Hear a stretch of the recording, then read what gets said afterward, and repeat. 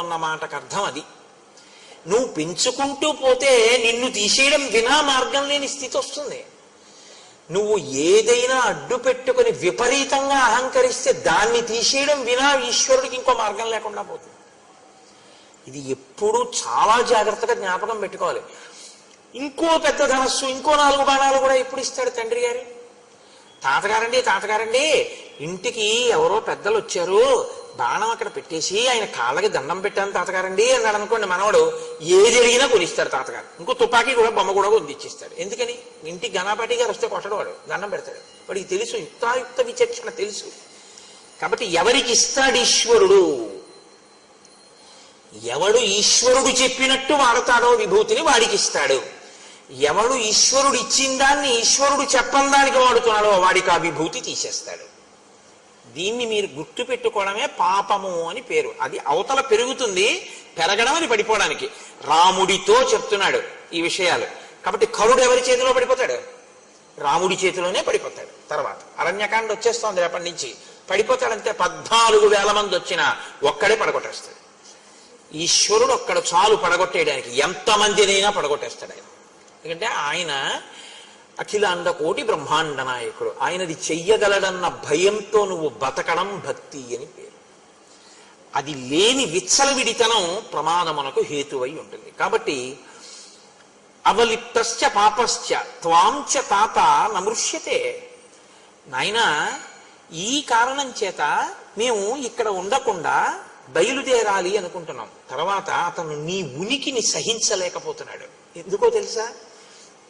నీవు క్షత్రియుడవు, నువ్వు కావాలి అని ఇంతమంది వచ్చి రాజ్యపాలన చేయమని అడుగుతున్నారు. నీకు శస్త్రాస్త్రములు తెలుసు. నువ్వు చేతిలో ఒక గొప్ప కోదండాన్ని, అక్షయబాణ తూణీరాల్ని, కవచాన్ని కట్టుకు తిరుగుతున్నావు. నీవు అతనితో యుద్ధం చేస్తావేమో, మాతో కలిసి ఉంటున్నావు కాబట్టి మమ్మల్ని రక్షించి అతన్ని పడగొడతావేమో అని వాడు భయపడుతున్నాడు. ఆ భయపడడం వల్ల ఏం చేస్తున్నాడో తెలుసా? తం యదా ప్రభృతి హ్యస్మిన్ ఆశ్రమే తాతవర్తసే తదా ప్రభృతి రక్షాంసి విప్ర కుర్వంతి తాపసాన్. నీవు ఇక్కడికొచ్చి మేము నీతో అన్యోన్యంగా ఉండి నువ్వు మాతో అన్యోన్యంగా ఉంటే రేపు మనిద్దరికీ శత్రువు అతను కాబట్టి మమ్మల్ని రక్షించడానికి నువ్వు తనని వేధిస్తావని అనవసరంగా మమ్మల్ని ఎక్కువగా వేధిస్తున్నాడు. ఇప్పుడు విచిత్రమైనటువంటి వికృతమైన రూపాలు చూపిస్తున్నాడు. మేము భయపడిపోతున్నాం. హోమం చేసుకుందాం అక్కడ సృక్కులు స్రవాలు పెట్టుకుంటే విసిరేస్తున్నాడు. నెయ్యి పెట్టుకుంటే వంపేస్తున్నాడు. అగ్నిహోత్రాన్ని వేలిస్తే ఆర్పేస్తున్నాడు. తాపసులు అలా వెళ్ళిపోతుంటే పట్టి చంపేసి తినేస్తున్నాడు. పూర్వం వీళ్ళు మన్నేం చేస్తారని ఊరుకునేవాడు. ఇప్పుడు మా యందు క్రోధం అతిశయించింది. దీనికి కారణం నువ్వు ఇక్కడికి రావడమే. అందున ఇప్పుడు నీ వాళ్ళందరూ వచ్చారు కాబట్టి ఇప్పుడు ఉంటాడా? అసలు ఊరుకోడు. మమ్మల్ని అందరినీ ఇలా వరుసగా చంపేస్తున్నాడు. అందుకే నువ్వు ఇక్కడుండు, మేము ఇంకో చోటుకి వెళ్ళిపోతాం. నువ్వు వెళ్ళు, నువ్వు వచ్చాక మాకు ఇబ్బందులు వస్తున్నాయని మేము అనం. ఎందుకో తెలుసా? ఇది మర్యాద అన్నమాట. మనమైతే కోర్టులో కేసులన్నీ ఏమిటంటే ఇది నాది, ముందు నేను వచ్చాననే గొడవలు. మునుల గొప్పతనం ఏంటంటే నువ్వు వచ్చావు ఉండు, మేము వెళ్ళిపోతాం ఇక్కడి నుంచి. ఇతరుల ప్రశాంతత కోరుకుంటారు తప్ప తమ అధికారాన్ని వాళ్ళు కోరుకోరు. వాళ్ళని మునులు అంటారు. మౌనంగా ఉండి ఎప్పుడూ ఈశ్వర విషయాన్ని మననం చేస్తారు కాబట్టి వాళ్ళకి ముని అని పేరు. కాబట్టి మేము వెళ్ళిపోతాం నాయన ఇక్కడి నుంచి అని అన్నారు. ఆయన ఇంటికి వాళ్ళందరూ వేరే చోట కందమూలాలు దొరుకుతాయి అక్కడికి మేము వెళ్ళిపోతాము అని చెప్పి వెళ్ళిపోయారు. కానీ రాముడుట వాళ్ళు వెళ్ళిపోతే ఉండలేకపోయాట. ఇది మీరు పట్టుకోవాలి. మిగిలినవి ఏమి పోయినా ఉంటాడు, ఋషులు లేకపోతే ఉండలేకపోయాట. ఎందుకు అంటేట తనన్నా వాళ్ళ ఆశ్రమానికి వెళ్ళి కూర్చునేవాట, వాళ్ళన్నా రాముడి దగ్గరికి వచ్చేవాట. ఎందుకండి? ఏముంటుంది వాళ్ళకి? వాళ్ళ దగ్గరికి వెళ్ళి మంచి విషయాలు అడిగి తెలుసుకునేవాడు. లేదా వాళ్ళందరినీ పిలిచి కూర్చోబెట్టి కందమూలాలు పెట్టి వాళ్ళందరినీ 4 మంత్రాలు చదవమని 4 మంచి మాటలు వాళ్ళ దగ్గర వినేవాడు. అటువంటి వాళ్ళు దగ్గరుండి వాళ్ళ మంచి మాటలు వినకపోతే నేను ఒక్కడిని ఏదో 14 ఏళ్ళు పూర్తి చేసేయడానికి అడవిలో ఉన్నానంటే అడవిలో ఉన్నాననడానికే? అటువంటి మహాత్ముల సంగము చేత నా బుద్ధిని నేను బాగా పదును పెట్టుకోవాలి. అందుకని వాళ్ళు లేకుండా నేనుంటే ప్రయోజనమే ఉంటుంది. ఎవరుండకూడదో వాడు ఉన్నాడు, వాడికి నాకు యుద్ధం తప్ప ఇక్కడ ఉండడం వల్ల ప్రయోజనం ఏమిటి? కాబట్టి నేను కూడా వేరొక చోటుకి వెళ్ళిపోతాను. ఈ నిర్ణయం తీసుకున్నట్ట. కాబట్టి బాగా జ్ఞాపకం పెట్టుకోండి, జీవితంలో మీకు అనుబంధం అన్నది ఎప్పుడూ ఎవరితో ఉండాలి? మానసికంగా ఇలా సిద్ధపడి ఉండాలి. ఎప్పుడు ఋషులతోడి సంగముతో ఉండాలి మనిషి. ఋషులతోడి సంగం అంటే ఎవడు వేదాన్ని నమ్మాడో, శాస్త్రాన్ని నమ్మాడో, ఎవడు నిజంగా ఈశ్వరుణ్ణి చేరుకునేటటువంటి ప్రయత్నంలో జీవనాన్ని చేస్తున్నాడో అటువంటి వాడితోటి సంగము నీ జీవితాన్ని కూడా ఉద్ధరిస్తుంది తప్ప ఆయన్ని వదిలేసి మిగిలినవన్నీ మీరు పక్కనెట్టుకున్నా ఉపయోగం ఉండదు. మిగిలినవన్నీ వదిలేసి ఆయన్ని పట్టుకుంటే మీరు వద్దల్లో కూడా మీకు మళ్ళీ వచ్చేస్తాయి. ఎందుకంటే మార్గం అది గొప్పది కాబట్టి అది తీసుకొస్తుంది. ఇవన్నీ పట్టుకుంటే అది దూరం చేసుకుంటే ఉంటాయని నమ్మకం ఏం లేదు. నువ్వు పట్టుకున్నా ఉంటాయని నమ్మకం లేదు. దశరథుడు పట్టాభిషేకం చేస్తానంటే అయింది అంటే అవదు. కాబట్టి రామాయణం చిట్ట చివరిలో తీర్పు చెప్తోంది రాముడి కదలికలో. మీతో అన్నాను కదా, ఆయనం అంటే కదలిక, రామాయణం అంటే రాముడి కదలిక. రాముడి కదలికలు ఎలా ఉంటాయో మీరు పరిశీలనం చేయడం రామాయణం చదువుకోవడం తప్ప. రామాయణం చదువుకోవడం అంటే ఇటుపక్క శ్లోకాలు ఇటుపక్క తాత్పర్యాలు చదివేసుకోవడం కాదు. ధ్యాననిష్టతో రామాయణాన్ని పరిశీలనం చేయడం, బాగా గమనించడం.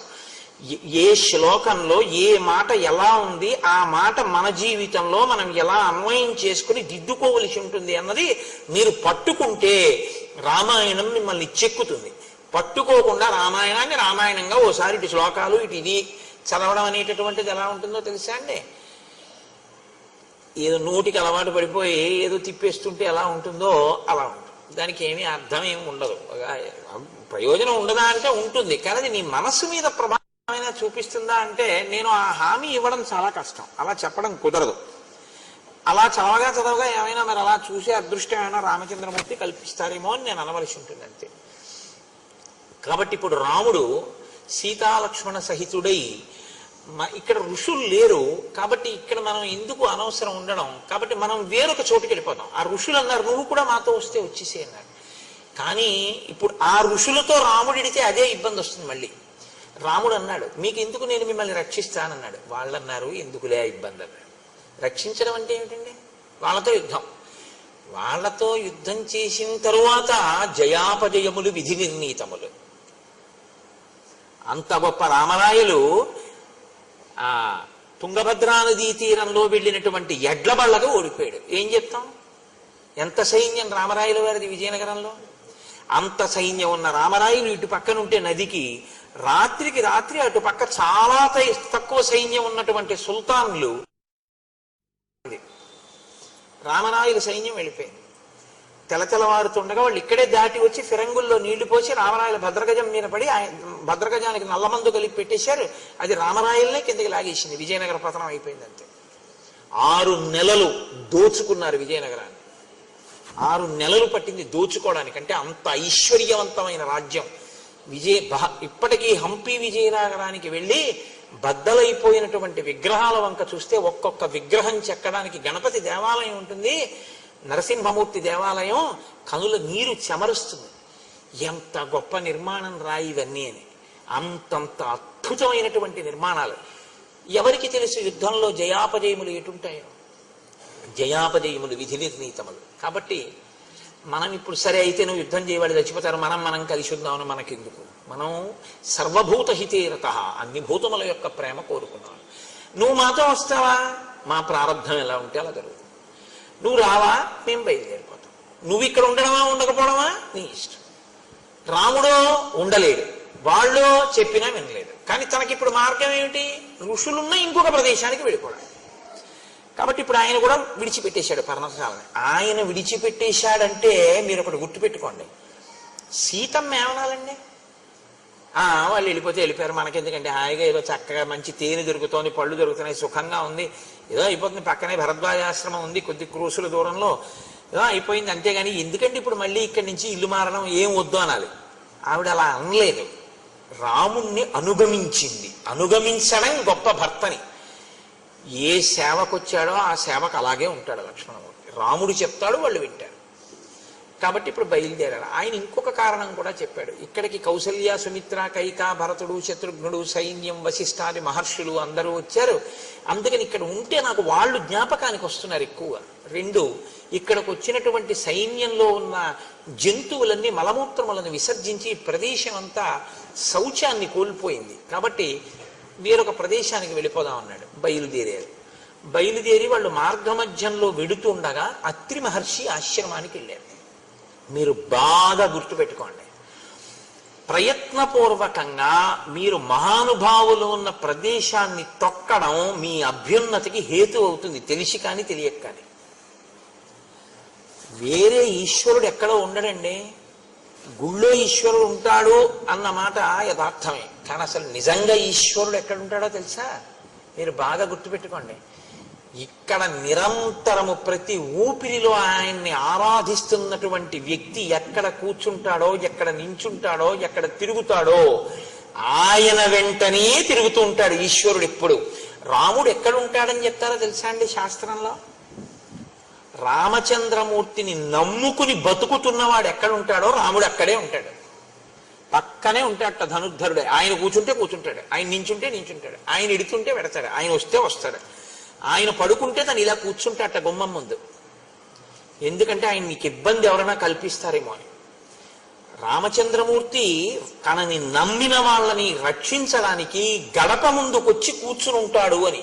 అందుకే రాముణ్ణి నమ్ముకున్న రామభక్తులు ఎక్కడుంటారో అక్కడే సీతారామ లక్ష్మణులు, హనుమ కూడా ఉంటారు. మీరు బాగా జ్ఞాపకం పెట్టుకోండి, నేను మీకు సత్యం చెప్తున్నాను. ఇది తులసీదాస్ గారి జీవితంలో నిజమైందండి. తులసీదాస్ గారు రామదర్శనం అవ్వాలనుకుంటూ పడుకున్నారు. పడుకుంటే దొంగ వచ్చి కన్నం వేసి లోపలికి వెళ్ళి ఆచమన పాత్ర అవి ఏవో దొరికాయి. మూట కట్టుకుని బయటికి వద్దాం అనుకున్నాడు. తల బయట ఎట్టాడు. రామలక్ష్మణులు ఇద్దరు కోదండాలు అట్టుకుని నించున్నారు. నేను నమ్ముకున్నవాడి సొత్తు ఎత్తుకుపోతావా నువ్వు అని. ఆయన వాళ్ళు వెళ్ళిపోతారు కదా అని వెనక్కి వచ్చాడు. తెల్లవారే వరకు తల బయట ఎడుతున్నాడు, లోపల ఎడుతున్నాడు, తల బయట ఎడుతున్నాడు, లోపల ఎడుతున్నాడు. రామలక్ష్మణులు ఇద్దరు అలాగే ఉన్నారు కన్నం బయట. తులసీదాస్ గారి తెల్లవారింది, నిద్ర లేచి లోపలికి వచ్చారు. దొంగలు ఇద్దరు మూట కట్ట కూర్చున్నారు. మీరెవర్రా నాయన ఇలా కూర్చున్నారన్నారు ఆయన. ఏమి లేదు, బుద్ధి గడ్డి తిని వచ్చానులే, ఏదో ఆచమన పాత్ర మూట కట్టాం అంటే మరి పట్టుకుపోయారా అన్నాడు ఆయన. మహాత్ములైన వారి లక్షణం అలా ఉంటుంది. వాళ్ళు పోతాయనేం వెంగట్టుకోరు. పోతే ఈశ్వరుడు తీసుకెళ్ళాడంటారు. ఎక్కడో ఇంకా అవసరం ఉందన్నమాట. స్వతంత్రంగా భావించాడు నా తండ్రి, వీడిదైతే ఏం అనుకోడు, మనం పట్టుకెళ్ళచ్చు అని చెప్పి నా వస్తువు మీ వస్తువే అంటారు చూడండి కొంతమంది. మీదిగా వాడుకోండి, అలా నాకు అస్తమానం చెప్పకండి, నేను తీసుకెళ్తానని అంటారు. అలా మా మోహన్ రావు గారు ఉన్నారు కాకినాడలో, ఆయన అంటుంటారు, అది మోహన్ రావు ఒకసారి కారు పంపించండి అనకండి. అలా అంటారేంటి? అది మీ కారే, మీ కారు నేను వాడుకుంటున్నాను, కారు పంపించండి, శాసించండి, అంతేగాని మీ కారు అని అనకండి గురువుగారు అంటారు. అలా ఉంటారు కొంతమంది. అంటే వారి ప్రేమ అలా ఉంటుంది. అలా ఆ రాముడు తన వస్తువులో భావిస్తాడు. అందుకని ప్రేమ ఉంది కాబట్టి నా వస్తువుని పట్టుకుపోయాడు అనుకుంటారు వాళ్ళు. అందుకని ఆయన అన్నారు, ఇక్కడ కూర్చున్నారు ఎందుకు ఆయన, పట్టుకుపోయారా పోనీ ఆచమన పాత్ర అన్నారు. ఆ పాటి బుద్ధి లేక కాదు, మేము ఏదో ఇక్కడ ఏసీ ఉందని కూర్చున్నాం అనుకున్నావేమో. బయటికి వెడితే ఎవరో ఇద్దరు ఉన్నారు. ఒక ఆయన నల్లగా మేఘంలా ఉన్నాడు, ఒక ఆయన ఎర్రగా ఉన్నాడు, కోదండాలు అట్టుకుని నించున్నారు. హడిలి లోపలికి వచ్చి కూర్చుంటున్నాం. బయటికి ఎడదామంటే ఎన్ని మాటలు ఎడితే అన్ని మాటలు ఇద్దరు మా వంటి ఇలా చూస్తున్నారు. అందరూ మళ్ళీ వెనక్కి వస్తున్నాం అన్నారు. ఆయన బయటికి వెళ్ళి చూశారు, ఎవ్వరు లేరు. అప్పుడు ఆయన ఏడిచారు తులసీదాస్ గారు. ఒక వెండి ఆచమన పాత్ర ఉన్నందుకు పోతుందేమో అని నిద్రపోకుండా, స్వామి నా పర్ణశాల ముందు కాపలా ఉన్నావా, మీరెంత ధన్యులు రా, ఇన్ని మాటలు దర్శనం పొందారు, నాకు అవలేదని ఏడిచారు. నేను అందుకే మీకు మనవి చేశాను, ఎవడు రాముణ్ణి నమ్మాడో వాడు ఉన్న చోట రాముడు ఉంటాడు తప్ప ఇంకొక చోట రాముడు ఉంటాడని మీరు అనుకోకండి. రామ భక్తులు ఎక్కడున్నారో అక్కడే సీతారాములు ఉంటారు. ఆయన రావడం కన్నా ముందు వాళ్ళు వస్తారు, మీరు గుర్తు పెట్టుకోండి. ఆయన వెళ్ళిన తరువాత బిక్కమొహాలు వేసుకుని వెళ్ళిపోయాడు, ఇక్కడ తిరిగేవాడు అని ఆయన వెంట వెళ్ళిపోతారట వాళ్ళు. అంత ప్రేమగా ఉంటారు వాళ్ళు. మీకు ఇది ప్రత్యేకించి రామావతారంలో మెండుగా కనపడుతుందండి. త్యాగరాజస్వామి వారి విషయంలో కనపడింది, రామదాస్ గారి విషయంలో కనపడలేదండి. భద్రాచలంలో గంజిగుంటలో పడిపోయినటువంటి పిల్లవాడి శవాన్ని ఉడికిపోయిందాన్ని తీసుకెళ్లి రాముడి దగ్గర పెట్టి, నువ్వు ఇచ్చిన కొడుకు ఇవ్వాలనుకుంటే ఇయ్యి, లేకపోతే నీలో కలిపేసుకో. అంతరాలయంలో పెట్టి తలుపులేసి రామనామ భజన చేశాడు ఆయన. రఘురాముడు పిల్లవాడు పరిగెత్తుకుంటూ వచ్చి తండ్రి ఒళ్ళో పడుకున్నాడు. ఇవి ఇంతకన్నా ఏం నిజం కావాలి మీకు? ఈ మధ్యవారే కదా రామదాస్ గారు, ఆయన వాడినటువంటి మంగళసూత్రంలో 3వ శతమానం కూడా మనం కళ్యాణంలో చూస్తున్నాంగా. ఉన్నాడు రాముడు, మీరు నన్ను నమ్మండి, రాముడు ఉన్నాడు, ఇప్పటికీ రాముడు తిరుగుతూనే ఉన్నాడు. మీరు నమ్మి ఉన్న చోట మీ వెంట రాముడు ఉన్నాడు. రాముడు లేకపోవడం లేదు. మీరు పడుకుంటే ఆయన మీ పడుకున్న చోట ఉన్న కుర్చీలో ఆయన కూర్చుని ఉంటాడు. మీరు తింటుంటే అప్పుడు ఆయన కూడా పక్కన ఒక విస్తరి వేసుకుని ఓ అరిటాకు పెట్టుకుని మీరు ఇంత అన్నం మహానైవేద్యం పెడితే అదే సమస్త షడ్రసోపేత భోజనంగా భావించి తిని సంతోషిస్తాడు. ఎక్కడ రాముణ్ణి నమ్మిన వాడున్నాడో అక్కడే సీతారాములు కూడా ఉంటారు. అందుకే శాస్త్రంలో మాట ఉంది, రాముణ్ణి తెచ్చుకోవడానికి తేలిక మార్గం రామభక్తుణ్ణి తెచ్చుకోవడమే. తెలుసా అండి? రామభక్తుడు వస్తే సీతారాములు వస్తారు. కాబట్టి ఇప్పుడు రాముడు బయలుదేరి అత్రి ఆశ్రమానికి వెళ్ళారు. ఆయన అన్నారు, సూత్రే రాశ్రమమాసాద్య తం వవందే మహాయశాః తం చాపి భగవాన్ అత్రి పుత్రవత్ ప్రత్యపద్యత. భగవాన్ అత్రి, ఆయన బ్రహ్మమానస పుత్రుడు. అత్రి మహర్షి అంటే సామాన్యమైనటువంటి వారు కాదు, మహానుభావుడు అత్రి. అటువంటి అత్రి మహర్షి మీకు నమస్కారం, మేము మీ ఆశ్రమానికి వచ్చాం అని సీతారామ లక్ష్మణులు సాక్షాత్తు విష్ణువు లక్ష్మి అని అత్రికి తెలుసు. కానీ నరుడిగా ఉన్నాడు కనుక ఋషులకు ఆయనే నమస్కారం ముందు చేస్తాడు అని భగవాన్ అత్రి అని ఆయనకి నమస్కారం చేస్తే తన పుత్రుల్ని ఎలా ప్రేమిస్తాడో అలా ప్రేమించాట. ఒక గురువుకి ఒక ఋషికి ఉండే లక్షణం అది. పిల్లలు తప్పు చేసినా ఎలా మన్నించగలడో తండ్రి, గురువు ఋషితుల్యుడు మన్నించి చేరతీస్తాడు. చేరతీశాడు కదా అని మీరు మీ నడవడి మార్చుకోకుండా మాత్రం ఉండకూడదు. కాబట్టి ఇప్పుడు అత్రి మహర్షి అనసూయమ్మని చూపించి ఆ సీతారామ లక్ష్మణులతో చెప్తున్నారు. ఇది మహోత్కృష్టమైన ఘట్టం అండి. నాకు శ్రీరామాయణంలో అత్యంత ప్రీతిపాత్రమైనటువంటి ఘట్టాల్లో నాకు ఇదొకటి. దశవర్షాణ్యనావృష్ట్యా దగ్ధే లోకే నిరంతరం యయా మూలఫలే సృష్టే జాహ్నవీచ ప్రవర్తిత. రామ, నా భార్య అనసూయమ్మ అనుంది. ఆ అనసూయమ్మ ఎటువంటిదో తెలుసా రామా? ఒక 10 సంవత్సరాల పాటు అనావృష్టి వచ్చింది, ప్రజలకి తినడానికి ఏమీ లేక చచ్చిపోతున్నారు. అప్పుడు నా భార్య ఎండిపోయిన గంగా నది ప్రవహించేటట్టు చేసింది తన తపశ్శక్తితో. నీటితో ప్రవహించేటట్టు చేసి ఎండిపోయినటువంటి నేలలోంచి కందమూలములు వచ్చేటట్టుగా, మొక్కలు ఆకుపచ్చతనంతో పెరిగి కాయలు పళ్ళు పండేటట్టుగా చేసింది. చేసి ఈ ప్రజలందరికీ అన్నం పెట్టింది నా భార్య. అంత గొప్ప తల్లి నా భార్య. కడుపున పుట్టిన వాళ్ళకి పెడతారు, ఈ ప్రాంతంలో ఉన్న వాళ్ళందరికీ 10 ఏళ్లు పెట్టింది నా భార్య. అంతటి విశాలమైన మనసున్నది. లోకమంతటి చేత అమ్మా అని పిలిపించుకున్నటువంటి తల్లి. ఉగ్రేణ తపసాయుక్త నియమైశ్చాప్యలంకృత దశవర్ష సహస్రాణి యయా తప్తం మహత్తపః.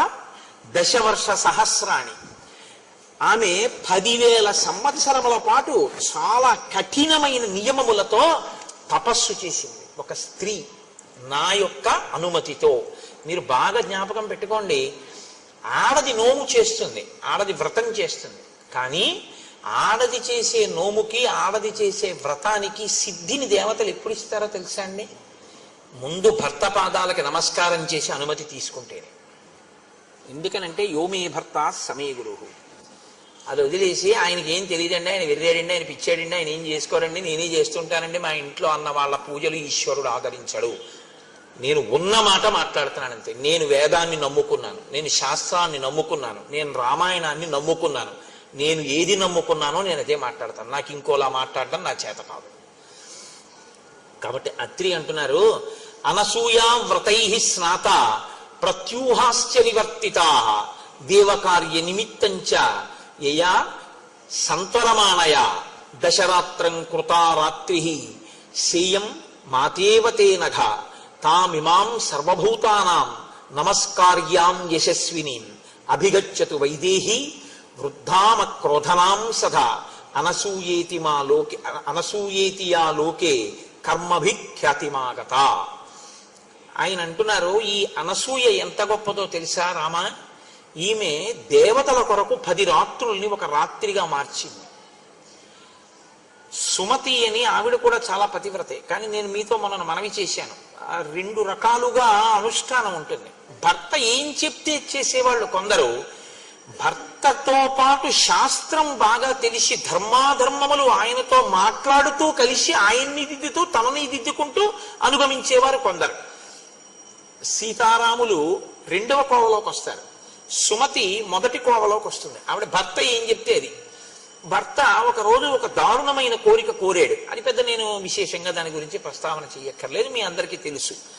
ఆవిడ బుట్టలో పెట్టుకుని రాత్రి వేళ తీసుకెడుతోంది ఆయన కోరుకున్నటువంటి వేశ్యా మందిరానికి. అక్కడ మాండవ్య మహాముని అని ఒక మాండవ్య మునికి ఆయన పూర్వక జన్మలో చేసుకున్నటువంటి పాపం అనుభవానికి వచ్చి ఆయన్ని కొరత వేశారు. కొరత వేసి అంటే శూలారోహణం చేయిస్తారు. ఆయన శూలంలోకి దిగుతున్నాడు. దిగుతుండడంలో విశేషమైన బాధతో ఉన్నాడు. చీకట్లో ఈవిడ బుట్టలో తీసుకెళ్తూ ఉండడంలో ఈ బుట్టలో కూర్చున్నటువంటి కౌశికుడు అంటారు ఆయన, ఆయన యొక్క చెయ్యి, ఆయన యొక్క శరీరం ఆ మహర్షి యొక్క భుజానికి తగిలింది. చాలా బాధలో శూలం దిగుతోంది ఆయన శరీరంలోకి. అది ఒక శిక్ష వేసేవారు పూర్వం. శూలం మీద కూర్చోబెట్టి వదిలేస్తారు, అది అలా దిగుతూ ఉంటుంది తల వరకు, లోపల నుంచి దిగుతూ వస్తూ ఉంటుంది. ఎంత బాధ! అప్పుడు భుజానికి తగిలితే శరీరం కదిలితే ఇంకెంత బాధ! ఆయనకి కోపం వచ్చింది. నేను అసలే కొరత శిక్షతో బాధపడుతుంటే నన్ను ఇంకొంత బాధ పెట్టావు కాబట్టి నువ్వు సూర్యోదయానికి మరణిస్తావు. వెంటనే సుమతంది, సూర్యోదయం అయితే నా భర్త పోతాడు కాబట్టి సూర్యుడు ఉదయించకుండుగాక. ఇప్పుడు ఒకరు తపస్సు చేత శపించాడు, ఇంకొకరు పాతివ్రత్యం చేత సూర్యోదయాన్ని ఆపేశాడు. ఇప్పుడు సూర్యోదయం అయిపోయింది. ఇప్పుడు ఆవిడికి ఎవరెళ్ళి చెప్పినా ఆవిడ ఏమనేదంటే, తెల్లవారితే నాకు వైధవ్యం వస్తుంది కాబట్టి నీ తెల్లవారనివ్వను. తెల్లవారడం అన్నది ఆగిపోతే, సూర్యోదయ సూర్యాస్తమయాలు ఆగిపోతే లోకంలో ఒక విచిత్రమైన స్థితి వస్తుంది. ఇది మీరు గమనించాలి. రాత్రి పగలు ఉన్నాయి కాబట్టి మనకి సంతోషంగా గడిచిపోతుందండి. ఎప్పుడూ పగలే ఉందనుకోండి అసలు బతకలేము. ఎప్పుడూ రాత్రే ఉందనుకోండి అసలు బతకలేం. పగలు 12 గంటలు, రాత్రి 12 గంటలు ఉంటోంది కాబట్టి మనం సంతోషంగా జీవితాన్ని గడపగలుగుతున్నాం. ఇప్పుడు సూర్యోదయ సూర్యాస్తమయాలు ఆగిపోతే దేవతలందరూ ఇప్పుడు ఎవరిని ప్రార్థించాలి అంటే, వెళ్ళి ఆ మహాతల్లి అనసూయమ్మని ప్రార్థన చేయండి అన్నారు. ఆ తల్లి అనసూయ, నీకేం పర్వాలేదు, సూర్యోదయం అవని నీ భర్త మరణిస్తాడు, నా తపశ్శక్తి చేత నేను మళ్ళీ బ్రతికిస్తానని సూర్యోదయం అయ్యేటట్టు చేసి ఆవిడ మళ్ళీ ఆమె భర్తని బ్రతికించి ఆవిడ 5వ తనాన్ని నిలబెట్టింది. అంత గొప్పది అటువంటి తల్లి. ఈమె తామిమాం సర్వభూతానాం నమస్కార్యాం యశస్వినీం, ఈమె సర్వభూతముల చేత కూడా నమస్కరింపబడడానికి యోగ్యురాలు. అందుకే ఎక్కడెక్కడ అనసూయాస్వరూపంగా సువాసిని పూజ చేస్తారో అక్కడక్కడ అది చూసిన వాళ్ళకి 5వ తనం నిలబడుతుంది. అది చూసిన వాళ్ళకి దేవతల యొక్క అనుగ్రహం కలుగుతుంది. మీకు సృష్టిలో అనసూయలా ప్రవర్తించినటువంటి వాళ్ళు, ఆ పాతివ్రత్యం అంత గొప్పది. ఎప్పుడు మీరు గుర్తుపెట్టుకోండి, శాస్త్రం ఎలా మాట్లాడుతుందంటే, పురుషుడిది తపస్సు గొప్ప, ఆడదానిది పాతివ్రత్యం గొప్ప. ఆడది పురుషుణ్ణి అనుగమించగలిగితే చాలు. అలా అనుగమించగలిగితే ఆమెకు అంత తపశ్శక్తి వస్తుందంతే. ఆవిడ అటువంటి స్థితిని చేరుకుంటుంది. ఆర్షధర్మం అంతే మాట్లాడుతుంది. కాబట్టి ఇప్పుడు అనుగమించింది నన్ను, అలా అంత స్థితిని పొందింది. ఇటువంటి తల్లి సర్వభూతముల చేత నమస్కరింపబడడానికి యోగ్యురాలైంది. మనుష్యులు కాదు, సమస్త భూతములు అనసూయకి నమస్కారం చేస్తాయి ఈ ఆశ్రమంలో. అటువంటి తల్లి వృద్ధాం అక్రోధనాం సదా, చాలా వృద్ధురాలైపోయింది. అక్రోధనాం, ఆమెకి క్రోధం ఉండదు, ఆమెకి కోపం ఉండదు. కోపం ఎందుకు ఉండదండి? కోపం ఉండకపోవడం ఏంటి? కోపం ఉండకపోవడం అంటే, కోపం ఎక్కడి నుంచో రాదు కదండి. కాకినాడ నుంచి నేను వచ్చినట్టు కోపం ఎక్కడి నుంచైనా వస్తుందేంటి? కోపం ఎక్కడి నుంచి రాదు. కామక్రోధశ్చ లోభశ్చ దేహే తిష్టంతి తస్కరాహ జ్ఞానరత్నాపహారాయ తస్మాత్ జాగ్రత్త జాగ్రత్త అంటారు శంకరాచార్యుల వారు. కోపం అన్నది ఇక్కడి నుంచే వస్తుంది. ఇక్కడి నుంచి పైకి లేవడానికి అవకాశం కోసం ఎదురు చూస్తుంటుంది. అవకాశం చిక్కిందనుకోండి పైకి వస్తుంది అంతే. ఒక్కసారి వచ్చేటప్పటికి మీ రూపం మారిపోతుంది. మీ స్థితిని మీరు అప్పటి వరకు ఎలా ఉంటారో దాన్ని చంపేసి మీలోంచి ఒక కొత్త వ్యక్తిని పుట్టించగలదు క్రోధం. ఇది పుట్టదు అంటే రెండు కారణములకు పుట్టదు. ఒకటి ఏమిటో తెలుసా అండి, మీకన్నా అధికుల్ని చూసి మీరు నమస్కరించినటువంటి లక్షణానికి. క్రోధం ఎందుకు ఇంకా? ఆయన మనకన్నా అధికుడు కాబట్టి ఆయన చెప్పిన మాట మనం విందాం. కోపం ఎందుకు ఇంకా? మనకన్నా తక్కువ వాడు, ఆయన వృద్ధిలోకి రావాలని కోరుకున్నాం కాబట్టి తెలియదు కదా పాపం, దోషం చేస్తుంటాడు. ఇంకా క్రోధం ఏమిటండి? ఇది ఆవిడ మాతృహృదయం కాబట్టి ఆవిడికి అసలు క్రోధం అన్నది రాదయ్యా ఎప్పుడు. ఆవిడ వృద్ధురాలైపోయింది. ఎంత తపస్సు చేసిన పండు ఆవిడ, అంతటి గొప్ప తల్లి. అనసూయాతియాలోకే కర్మభిఖ్యాతిమాగత. ఆమెకి ఎన్నడూ కోపము ఎరుగని తల్లి కాబట్టి, ఎప్పుడూ శాంతమూర్తి కాబట్టి, పెద్ద ముత్తైదువ కాబట్టి ఆమెకి అనసూయ అని పేరు వచ్చింది. ఆమె కర్దమ ప్రజాపతి దేవహూతిల యొక్క కుమార్తె. ఆమెని ఒకానొకప్పుడు త్రిమూర్తులు వెళ్ళిపోతున్నారు అత్రి మహర్షి ఆశ్రమం నుంచి తమ దివ్య విమానాల్లో. వెళ్ళిపోతుంటే విమానాలు ఆగిపోయాయి. ఆగిపోతే వాళ్ళు ఎందుకు వెళ్ళటం లేదు విమానం అని అడిగారు. కింద అత్రి మహర్షి ఆశ్రమం ఉంది, అనసూయం ఉంది. వారు ఉన్న చోట పైన మీరైనా సరే, మీరు త్రిమూర్తులైనా సరే మీ విమానాలు ఎగరవన్నారు. త్రిమూర్తులకి ఆవిడ యొక్క కీర్తిని మరింత ప్రకాశింప చెయ్యాలనిపించింది. మీరు ఎప్పుడు గుర్తుపెట్టుకోండి. అంతేగాని అద్దం బద్దం లేకుండా ఉత్తినే ఆవిడని పరిశీలన చేయడం కోసం రావడం అలాంటి పిచ్చ పనులు చేయరు త్రిమూర్తులు. మీరు జాగ్రత్తగా గమనించాలి శాస్త్రాన్ని. ఇంత గొప్ప తల్లి అంటే ఈవిడ ఖ్యాతి లోకానికి తెలియాలి. ఆవిడ ఖ్యాతి ఆవిడ లోకానికి చెప్పుకునే ప్రయత్నం చేయదు. ఆవిడకి అలాంటి పనులే ఉండవు. ఆవిడ తపస్సు ఆవిడదంతే. కానీ ఆవిడ గొప్పతనం లోకానికి తెలియాలి. లోకానికి చెప్పడం ఎందుకు? ఆవిడికి కీర్తి తెస్తే వీళ్ళకి ఏమిటి వస్తుంది?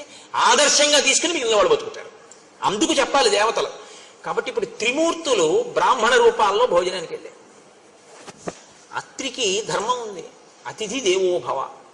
అందుకని ఆయన వాళ్ళని నిమంత్రణం చేశాడు, వచ్చి కూర్చుని భోజనం చేయొచ్చు. వాళ్ళన్నారు తీరా భోజనానికి కూర్చున్నాక, మేము ఒక వ్రతంలో ఉన్నాం. ఆ వ్రతంలో మాకు నియమం ఏమిటంటే, యజమాని భార్య మాకు వడ్డన చేసేటప్పుడు యజమాని వడ్డన చేస్తాడు, పరిశేచనాన్ని యజమాని వేస్తాడు. అది పెద్దలు వస్తే భోజనం పెట్టేటటువంటి తీరు. అందుకే పెద్దలు వస్తే భోజనం పెడుతున్నావు అనరు. అదేం గుర్రం కాదు, గాడిది కాదు అన్నం పెట్టడానికి. నువ్వు దేవతార్చనకి పిలుస్తారు. ఆయన యజ్ఞం చేయడంతో సమానం. అది అంటే పరిశేచనానికి వేస్తారు జలాన్ని చేతిలో 5 మాటలు మీరు వేస్తారు. ఆయన స్వాహాకారంతో తీసుకుంటాడు 5 మాటలు. కాబట్టి ఇది శాస్త్ర మర్యాద కనుక ఆ ముగ్గురిని పిలిచి భార్యని వడ్డించమన్నాడు. భార్య వడ్డించకుండా ఇంట్లో పనిపిల్ల వడ్డించకూడదు. అది నీ పొగరుకి లక్షణం. నీ భార్య ఉన్నదందుకు, పెద్దలు వస్తే వడ్డించడానికి. అంతేకాని తను ఎక్కడో కూర్చుని ఇంట్లో పనిపిల్ల వడ్డించడం మర్యాదకి భంగపాటది. ఎక్కడ ఎందుకున్నారో, ఎవరు ఏ ఆశ్రమంలో ఎందుకున్నారో అది తెలుసుకుని ప్రవర్తించాలి. అందుకే స్నాతకం చేసి గురువుగారు చెప్తాడు, ఎందుకున్నావో తెలుసా ఇప్పుడు గృహస్థాశ్రమంలో పెడుతున్నది, నేర్చుకో, అతిథి దేవో భవ అని చెప్తాడు. కనుక ఇప్పుడు అనసూయమ్మ వడ్డించాలి. వాళ్ళన్నారు, మా వ్రతం ఏమిటంటే ఇవాళ మేము భోజనం చేసేటప్పుడు ఆ యజమాని భార్య మాకు నగ్నయ్యి వడ్డించాలి. అంటే ఒంటి మీద వస్త్రం లేకుండా వడ్డించాలి. ఇప్పుడు ఇది ఆమెకి చెందిన విషయం. ఆవిడ అలా వడ్డిస్తుందా వడ్డించదా? అత్రి ఏమనలేదు. అదేం మీ అసాధ్యం కూడా, అదేమి వ్రతం రా మీకు అని ఆయన అనలేదు. ఇది ఎక్కడుంది ఈ వ్రతం అనలేదు. ఆయన వెళ్ళి భార్యని అడిగాడు. వాళ్ళకి అది నియమం అంట. ఎందుకంటే అతిథి కూర్చున్న తర్వాత నువ్వు ఏ కారణం చెప్పి లేపేయకూడదు. ఇది మర్యాద అండి మనకి శాస్త్రంలో. అంత ఉదారంగా మాట్లాడాయి మన శాస్త్రాలు. అమృతాన్ని ఇచ్చేసాడంతే, తెలిసి కూడా రాక్షసులని. పంక్తిలో కూర్చుంటే లేపకూడదు. కాబట్టి ఏమి నేర్చుకుంటున్నాం మనం? మనకి నేర్పే పురాణాలు. కాబట్టి ఇప్పుడు వెళ్ళి వాళ్ళకి నగ్నగా వడ్డించాలట. మరి వడ్డిస్తావా అన్నాడు. ఆవిడంది, అది పెద్ద విషయమా, అలాగే వడ్డిద్దాం అని. ఆవిడ ముందు బట్ట కట్టుకుని వచ్చింది. వచ్చి మంత్రాక్షతలు తీసుకొచ్చింది. మంత్రాక్షతలు అంటే నడుము విరగనటువంటి బియ్యానికి అక్షత అని పేరు. అది తన చేతిలో పట్టుకుని మంత్రాన్ని ఉపాసన చేసి తన తపశ్శక్తిని ప్రవేశపెడితే అవతల వారు దానికి లొంగవలసిందే. తను కోరుకున్నట్టు ఆవిడ చేయగలదు. ఆవిడ మంత్రాక్షతలు చేత పట్టుకుని వచ్చి ముగ్గురి తల మీద వేసింది. వేసి పసిబిడ్డల గుదురుగాక అంది. ముగ్గురు ఆ వేసినటువంటి ఆసనాల మీద పసిపిల్లలై పడుకున్నారు. అమ్మ తన కొడుకు పసిపిల్లవాడు అక్కడే ఆడుకుంటుంటే అమ్మవాడిని ముద్దులు ఆడుతూ స్నానం చేసి వచ్చి ఒళ్ళు తుడుచుకుంటుంది, బట్ట కట్టుకుంటుంది. వాటిలో మనోవికారం ఉంటుందా? పసితనానికి ఉన్న గొప్పతనం అది. పసిపిల్లలు ముగ్గురు అలా కూర్చున్నారు. కొడుకును